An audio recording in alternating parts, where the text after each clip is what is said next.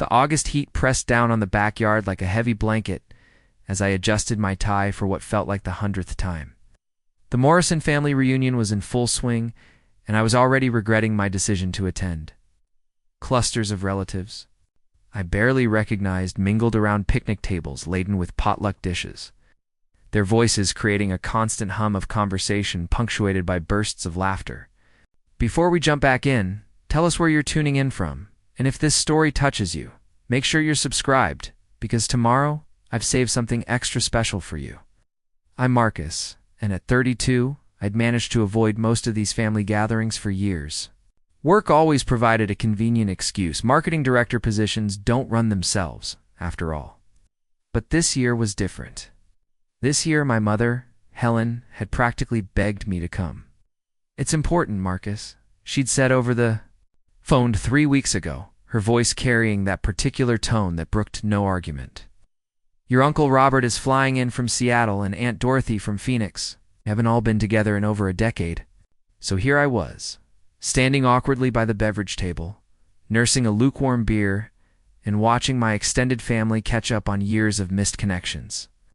My mother flitted between groups like a social butterfly, her silver hair perfectly styled. Despite the humidity, 57, she still commanded attention wherever she went, her laugh ringing out clear and bright across the yard. "Marcus, there you are." I turned to see my cousin Jake approaching, his familiar grin spreading across his face. Jake was my age, Uncle Robert's son, and we'd been close growing up despite living in different states. He'd always been the troublemaker. Of the family, the one who'd dare you to jump off the highest diving board or sneak out to catch fireflies after bedtime. "Jake," I said, genuinely pleased to see him. "How's Seattle treating you? Can't complain." "The tech industry's booming, and I'm riding the wave." He clapped me on the shoulder. "You look good, man. Corporate life agrees with you." We fell into easy conversation, the kind that picks up exactly where it left off regardless of time passed. Jake told me about his latest software project, and I shared stories from my recent campaign for a major retail client. It felt good to connect with someone who understood the family dynamics without needing explanation. "Hey, remember when we used to hide under the porch during these things?" Jake asked, gesturing toward the wraparound porch of our grandparents' old house. "We'd make up stories about the adults and their secrets." I laughed. "You always had the wildest imagination." "Remember when you convinced me that Aunt Dorothy was secretly a spy?" Jake's expression shifted slightly, something I couldn't quite read flickering across his features. "Yeah, well, sometimes the truth is stranger than fiction." Before I could ask what he meant, Uncle Robert called out to us from across the yard. "Boys, come settle an argument about who caught the bigger fish on our camping trip in '98.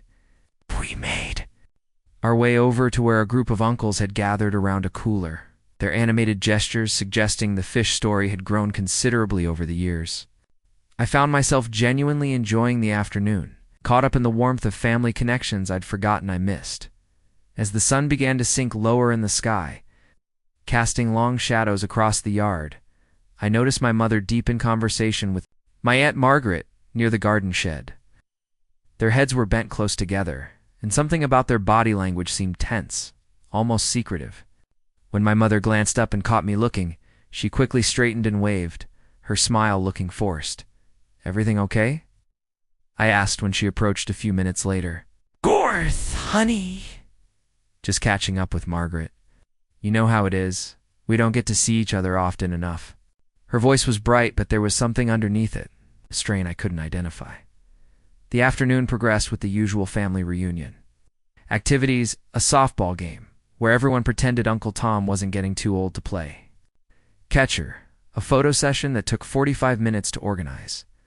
And the inevitable comparison of grandchildren's achievements. I found myself relaxing into the familiar rhythm, even participating in a spirited debate about the best barbecue sauce with my cousins. As evening approached, people began to migrate toward the house. The older relatives settled into lawn chairs. On the porch, while the younger crowd gathered around the fire pit someone had started in the backyard. I was helping my mother clear dishes from the picnic tables when Jake appeared at my elbow. "Walk with me?" he asked, nodding toward the far corner of the property where an old oak tree stood sentinel. Something in his tone made me pause. The easy camaraderie from earlier had been replaced by something more serious, almost urgent. I glanced at my mother, who was busy stacking plates, then followed Jake away from the main group. The oak tree had been our secret meeting place as kids, its massive trunk providing perfect cover for whispered conversations about everything from cartoon theories to which girls we thought were cute. Now, standing in its shadow as adults, I felt a strange echo of childhood conspiracies.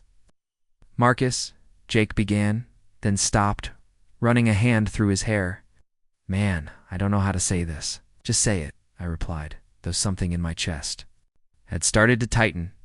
He looked back toward the house, where the warm glow of porch lights illuminated the clusters of our family. "I overheard something today. Something about your mom." The tightness in my chest increased. "What kind of something?" Jake was quiet for a long moment, his jaw working as if he were chewing on the words. "My dad was talking to Uncle Charles earlier. They didn't know I was listening, but..." He trailed off, then met my eyes. "Marcus, they were talking about an affair. Your mom had an affair." The words hit me like a physical blow. I actually took a step backward, my mind reeling. "That's impossible. My parents have been married for 35 years. They're solid, I know. That's what I thought too. But Marcus, they weren't talking about a recent affair. We're talking about something that happened years ago. It's like 30-something.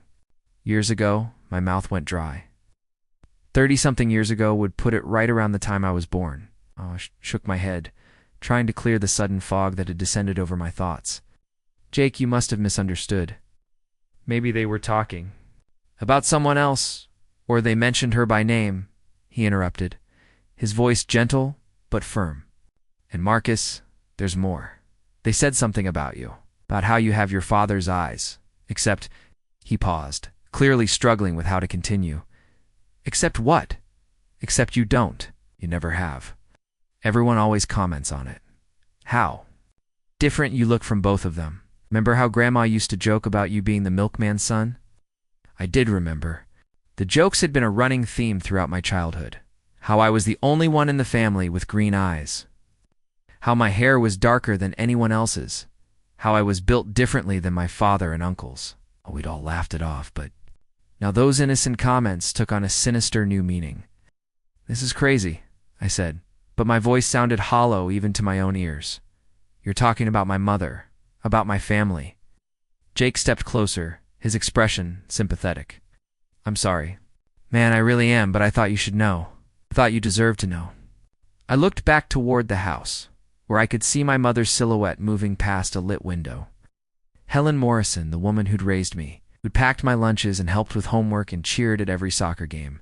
The woman who might have been harboring a secret that could shatter everything I thought I knew about my life. "Who?" I asked, the word coming out as barely a whisper. "What? Who was the affair with? Did they say?" Jake's face went pale. "Marcus, maybe we should. Who? Jake?" He was quiet for so long I thought he might not answer. Then finally he spoke. "They mentioned a name. Someone who was at the reunion today."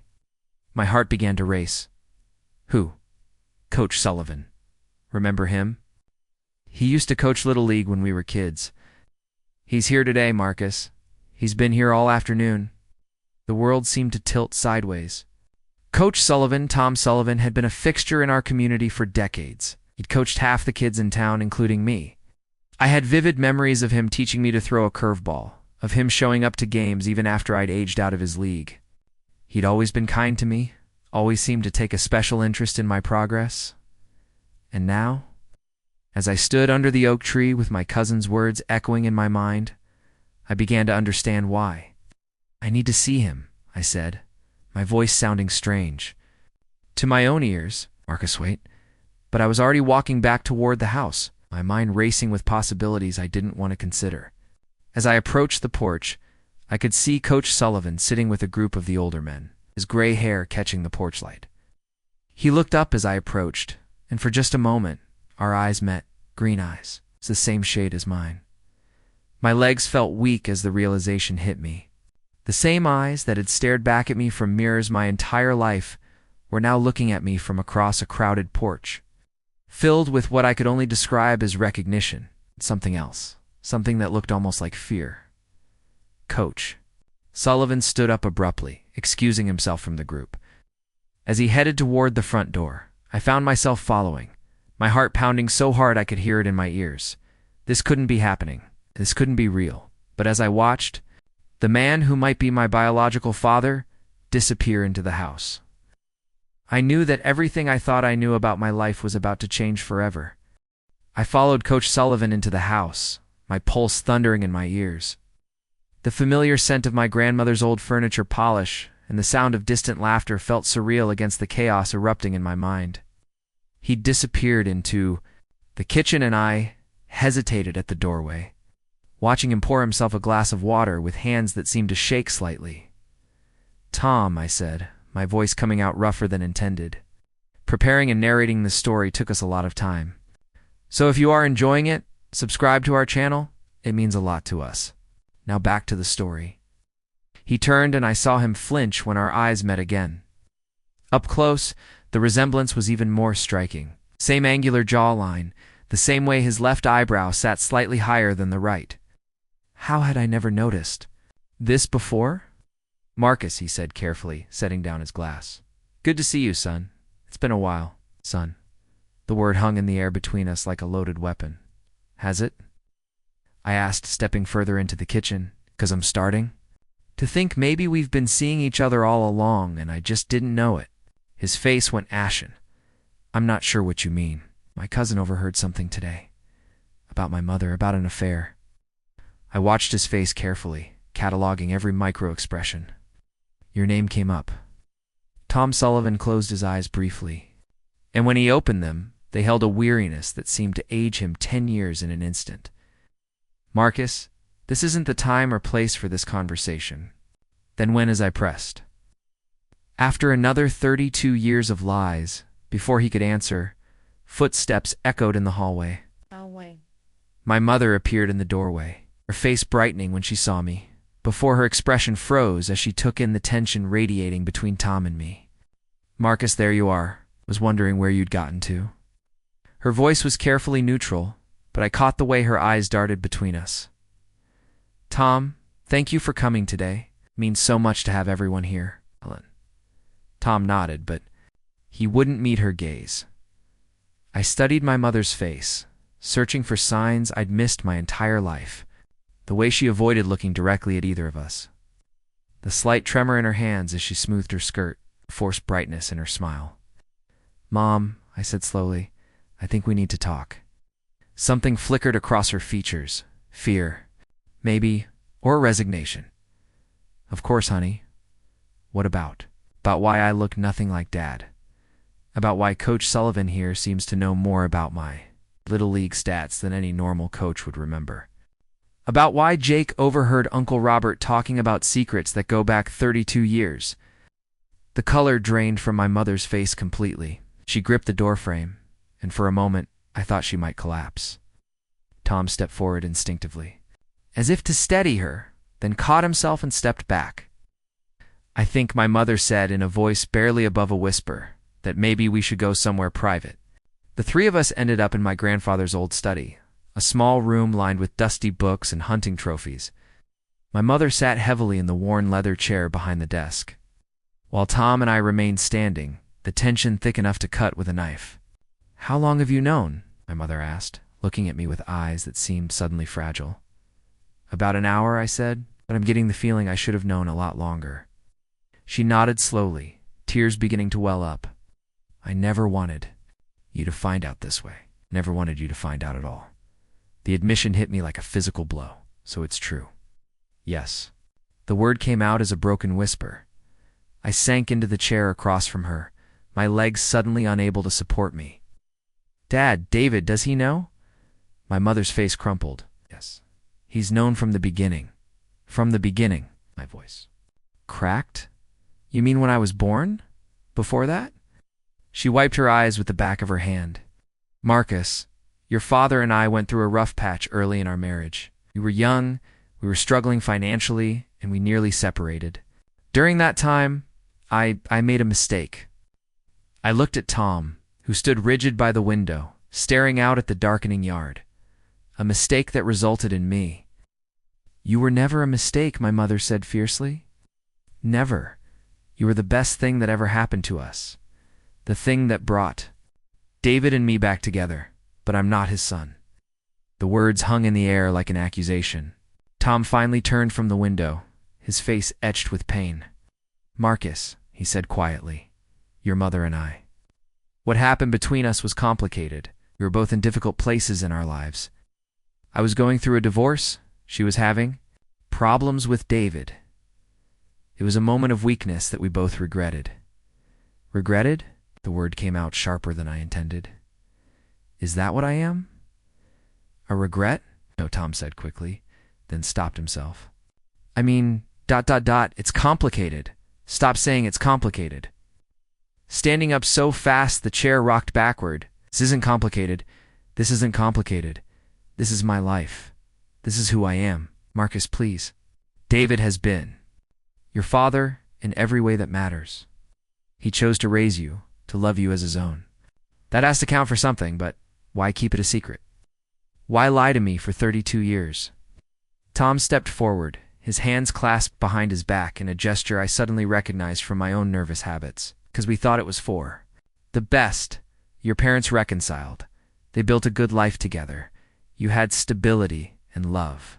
Complicate that with questions about biology. Because I had a right to know, I shouted.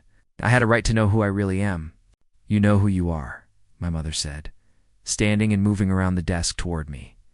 You're Marcus Morrison. You're our son. You're kind and intelligent and successful. That doesn't change because of genetics. I backed away from her, needing space to process what I was hearing. How many people know? She hesitated. A few your uncles suspected? Margaret figured it out years ago. Mothers have an intuition about these things. That's why you were talking to her earlier. Why she looked uncomfortable when she saw me watching. My mother nodded miserably. She was warning me that people were starting to talk. Maybe it was time to tell you the truth. I turned to Tom, who had been watching our exchange with an expression of profound sadness. And you? How do you feel? About having a son you've been pretending not to know for 32 years? His composure finally cracked. How do you think I feel? Do you think it was easy watching you grow up from a distance? Do you think I didn't want to be part of your life? Then why weren't you? Because I gave up that right when your mother. And David decided to work things out. Because I cared more about your well-being than my own desires. Because sometimes loving someone means letting them go. The raw emotion in his voice stopped me cold. I studied his face, seeing not just the physical similarities now, but recognizing something deeper, a pain that mirrored my own. You stayed in town, I said slowly. All these years you could have left, started over somewhere else, but you stayed. I couldn't leave, he admitted. I tried to move away once, got a job offer in Chicago, but I couldn't do it. Be able to see you sometimes, even if it was just from across a baseball field or at community events. My mother was crying openly now. Tom, you promised we wouldn't talk about this. 32 years of promises, Helen. Maybe it's time for some honesty. I looked between them, these two people who had shaped my existence in ways I was only beginning to understand. What else don't I know? What other secrets are there? Marcus, my mother began. No, I'm serious. If we're being honest now, let's be completely honest. What else? Tom and my mother exchanged a look that spoke of decades of shared secrets. Finally, Tom spoke. There were letters, he said quietly. What kind of letters? Letters I wrote to you. On your birthday, when you graduated, when you got your first job? I never sent them, but I wrote them. The revelation hit me like a physical blow. You wrote me letters. For 32 years, he confirmed. I have boxes of them at home. Letters telling you about my life, asking about yours, sharing the things a father wants to share with his son. I felt my knees go weak again. The image of this man, this stranger who was my biological father, sitting alone and writing letters to a son he could never claim, was almost too much to bear. I want to see them, I said. Marcus, my mother interjected. Maybe we should take some time to process all of this before. I want to see them, I repeated, looking directly at Tom. Tonight? He nodded slowly. Out. If that's what you want. We're prepared to leave the study. I caught sight of myself in the old mirror hanging by the door. The face looking back at me was the same one I'd seen my entire life, but everything about it felt different now. The green eyes, the angular features, the way I carried myself. It all made sense now. I wasn't David Morrison's son. I was Tom Sullivan's son, and everything I thought I knew about my identity had just crumbled to dust. 6 months had passed since that devastating family reunion, and I found myself sitting in Dr. Sarah Chen's office for what would likely be my final therapy session. The winter sun streamed through her office windows, casting long shadows across the floor where I'd spent countless hours trying to piece together the fragments of my shattered identity. "How are you feeling about closing this chapter, Marcus?" Dr. Chen asked, her pen poised over her notepad. I considered the question, running my fingers along the spine of a leather journal I'd brought with me, one of the many gifts Tom had given me over the past months as we carefully built a relationship from scratch. "Lighter," I said finally. Like I've been carrying a weight I didn't even know was there, and someone finally lifted it off my shoulders. The journey to this point had been anything but smooth. The weeks following the revelation had been some of the darkest of my life. I'd taken leave from work, unable to concentrate on marketing campaigns, when my entire sense of self was in question. I'd stopped returning calls from friends, avoided family gatherings, and spent most of my time alone in my apartment, staring at the boxes of letters Tom had given me. Those letters had been both a blessing and a curse. Reading them was like discovering a parallel universe where I had a father who knew my every achievement, who worried about my struggles, who celebrated my successes from afar. There were letters about my first steps that he'd heard about through community gossip. Letters about my high school graduation that he'd watched from the back of the auditorium. Letters about my college acceptance that had filled him with a pride he could never express. "Tell me about your relationship with David now," Dr. Chen prompted. That had been perhaps the most surprising development of all. I'd expected my relationship with the man I'd called Dad my entire life to crumble under the weight of the deception. Instead, it had deepened in ways I never could have anticipated. The conversation with David had come 3 weeks after the reunion. I'd finally worked up the courage to drive to my parents' house, my stomach churning with anxiety and resentment. I'd found him in his workshop, building a birdhouse, with the same methodical precision he brought to everything in his life. "I was wondering when you'd come," he'd said without looking up from his work. "Were you?" I'd asked, surprised by the steadiness in my voice. 32 years is a long time to keep a secret, son. I figured it would come out eventually, son." He'd still called me son, even knowing what I knew. "Why?" I asked him. "Why did you stay? Why did you raise me as your own?" David had finally looked up then, his eyes so different from mine, I realized now, filled with a warmth I'd taken for granted my entire life. "Because from the moment your mother told me she was pregnant, you were mine," he'd said simply. "Biology doesn't make a father, Marcus. Choice does. Adad. And I chose you every single day for 32 years. We'd talked for hours that day, and many days since. David had shared his own struggles with the situation, the initial hurt and anger, the decision to reconcile with my mother, the daily choice to love me as his own, despite the circumstances of my conception. He'd also shared something I'd never known. He was sterile, the result of a childhood illness. The affair hadn't just complicated their marriage. It had given them the only child they would ever have. "And Tom?" Dr. Chen asked. "How is that relationship developing?" I smiled, thinking of the man who was slowly becoming a significant part of my life. It's awkward sometimes trying to build a father-son relationship as adults, but it's also ... good. Really good. Tom and I had started meeting for coffee once a week, then dinners, then longer conversations that stretched late into the evening.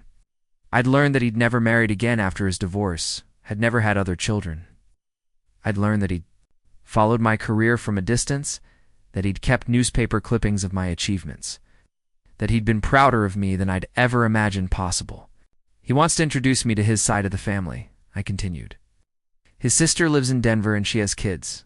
My cousins, I guess. It's strange to think I have relatives I've never met." "How does that make you feel? Excited? Nervous?" like I'm expanding rather than losing parts of myself. The hardest part had been navigating the complex emotions around my mother.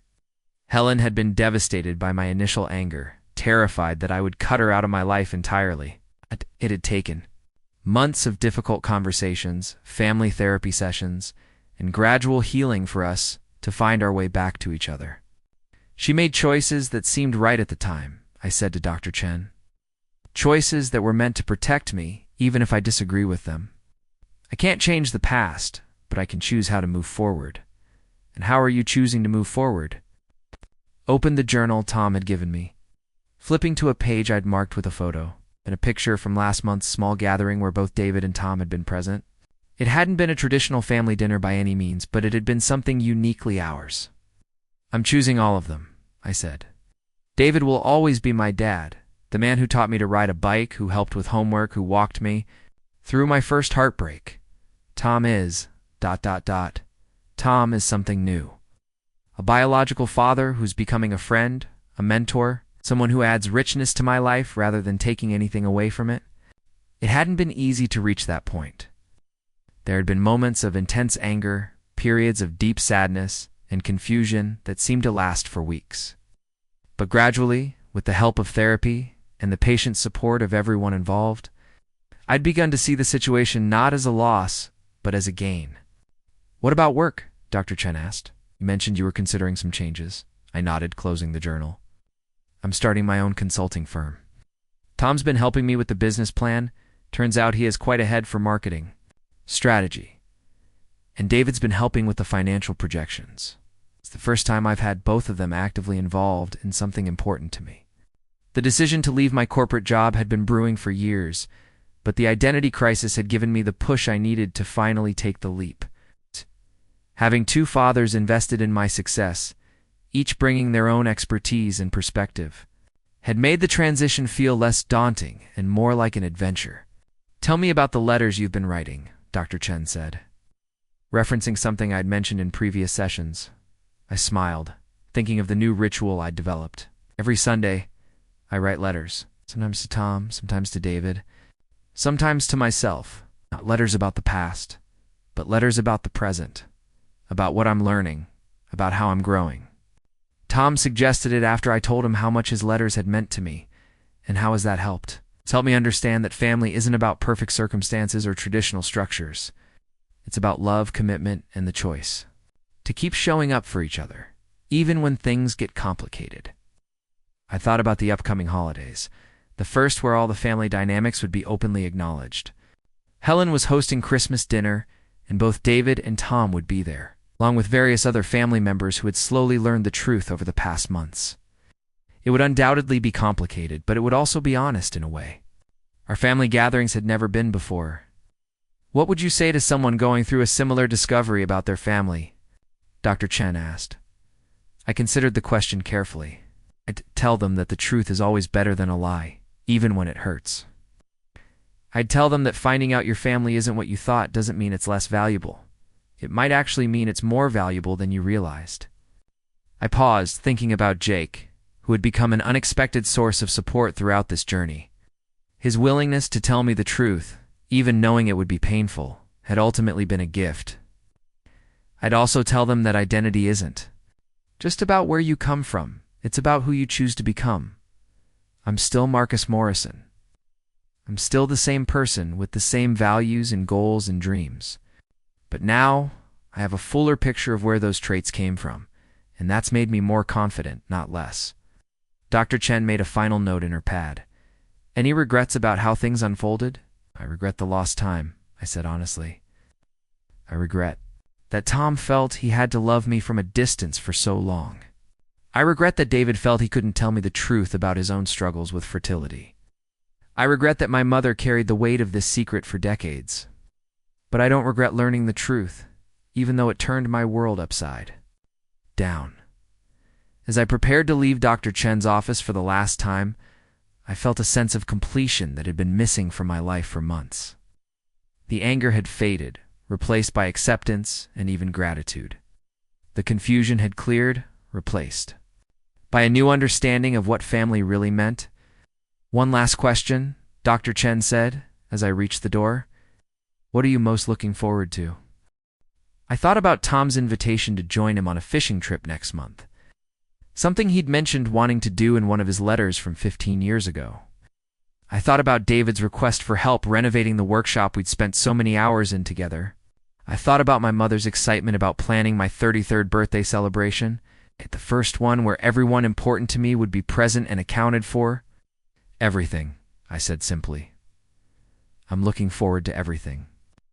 Walking out into the crisp winter air, I pulled out my phone and scrolled through my contacts. 3 names caught my eye. Dad, David, Tom, Mom. A family that looked nothing like the traditional model, but that was stronger and more honest than it had ever been before. I typed a group text, "Dinner Sunday?" I have some good news about the business to share. The responses came quickly. Dad, David, wouldn't miss it. Proud of you, son. Tom, I'll bring dessert. Can't wait to hear everything. Mom, my kitchen, my boys, my favorite combination. You at 6. As I walked to my car, I realized that the question I'd been asking myself for months, who am I, had finally been answered. It wasn't just David Morrison's son, or Tom Sullivan's son, or Helen's son. I was all of those things and more. I was a man who had been loved by multiple people in multiple ways, who had been given the gift of choice in how to define family, who had learned that sometimes the most beautiful families are the ones that don't fit into neat, traditional categories. The family reunion that had started this journey had been about discovering the past. But this new chapter was about creating the future. A future where love wasn't limited by biology, where truth was valued over comfort, where family was defined not by perfection but by the willingness to grow, forgive, and choose each other again and again. I started the car and headed home, ready to embrace whatever came next in this beautifully complicated life I'd been given. Up next, you've got 2 more standout stories right on your screen. If this one hits the mark, you won't want to pass these up. Just click and check them out. And don't forget to subscribe and turn on the notification bell so you don't miss any upload from us.